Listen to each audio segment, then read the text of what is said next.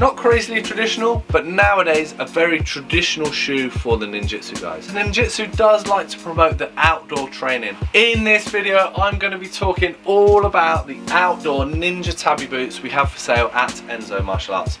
I'm going to be talking all about their features, who uses them, why you'd want to wear these over other boots, and at the end, I'm going to put together a short montage of people training in Tabi boots.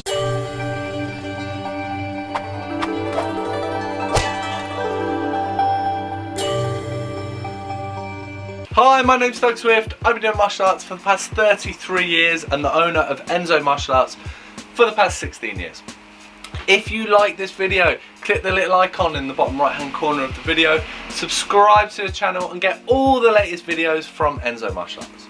So let's get into this video and learn all about the outdoor Ninja Tabi boots. So when I'm not quite sure on the history of a product, I always do a little Google just to see exactly what I thought the history was of a product in relation to actually the product. Now on this I was pretty far off the mark. Now I thought Tabi boots have been something that have been worn in Japan for years, and I thought that like the Tabi socks or thicker versions of socks, or even going up to sort of semi shoes, was something that you wore with sandals. So like a kind of thong style flip flop that you'd wear, that you'd slip your Tabi boots or Tabi socks or versions of onto the flip-flops, so then you have an outside and indoor like interchangeable shoe.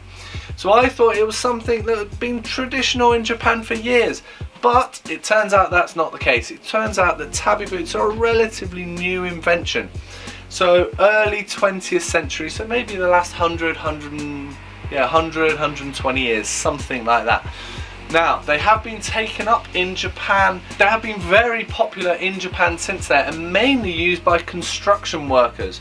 Now, they like them because of their flexibility, the grip, the amount of maneuverability you get in a shoe like this. But they're not traditional, say, in the eyes of martial arts, and we like to think stuff's been going back for thousands of years. They're actually a relatively new invention.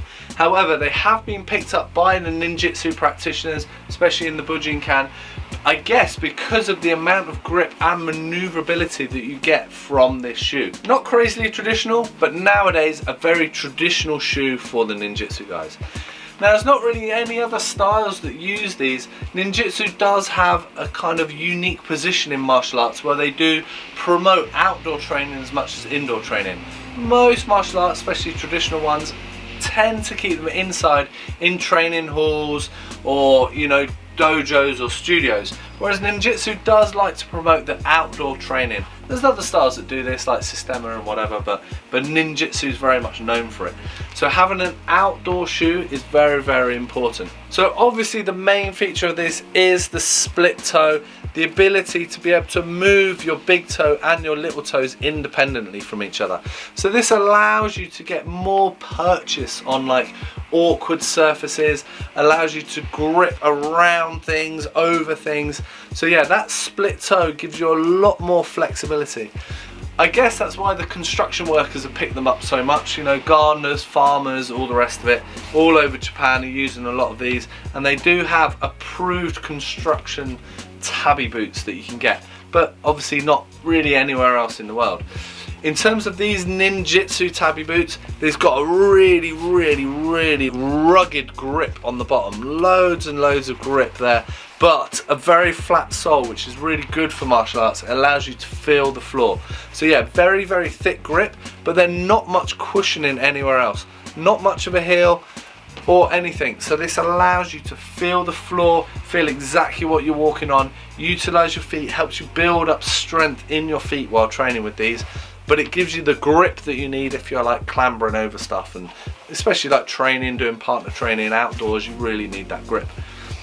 On the top is like a canvas, so a black canvas, almost a single piece or two pieces stitched together. Very, very like simple design, nice and durable, really tough fabric, like double layer fabric inside, really tough. And around the bottom it's got really, really good solid like rubber stitching and glued on to that bit of canvas. Now Tabi boots do vary in terms of their fastening. You get ones with like these kind of hook and tabs type things, but I prefer the Velcro. I think it stays on much better, much more secure fitting. The tabs do tend to break and fall off, so I'm not a big promoter of the tabs. Everyone's got their preferences, everyone's got ones that they like, that's absolutely fine, but at Enso, our Tabi boots are Velcro backed. Now, you also, with the gis, depending on which ones you bought, you can get the kind of gaiters where you tie them up. So that Velcro fastening isn't like just reliant on its own. You usually would have gaiters tying it together as well. Or you can use like the Shaolin Kung Fu, like the elastic, and like help tie them up as well, if you're not sure about that fastening. Just a few tricks on sizing. Shoes can be really difficult for people to get, but the Tabi boots are pretty spot on with like standard sizes. So if you're a standard 8, like an 8, 42 in these is going to be pretty bang on. If you're a 9, you're a 9.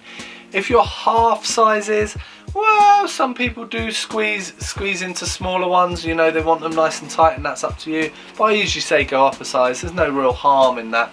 If you're an 8.5, go up to a 9. Shouldn't be a problem, but everyone has their preferences. Ideally you can come into the shop and try them on. That's what you do in an ideal world. But yeah, the advice, if you call us or email us, is that they're pretty good in terms of sizing, but go up a size just to be sure.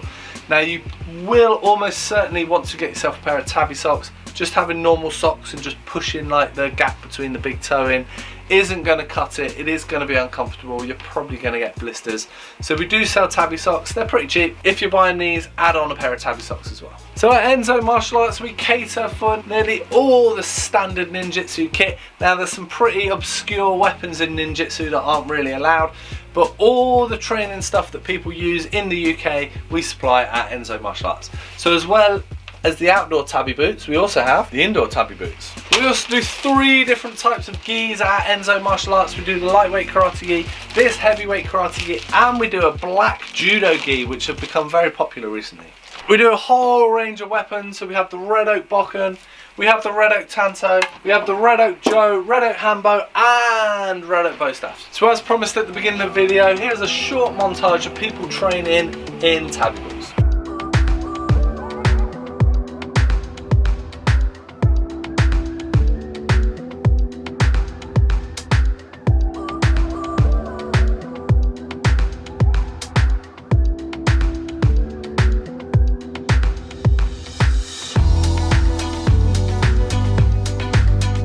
Thanks very much, I hope it was useful. I hope you learned loads about the Outdoor Ninja Tabi Boots.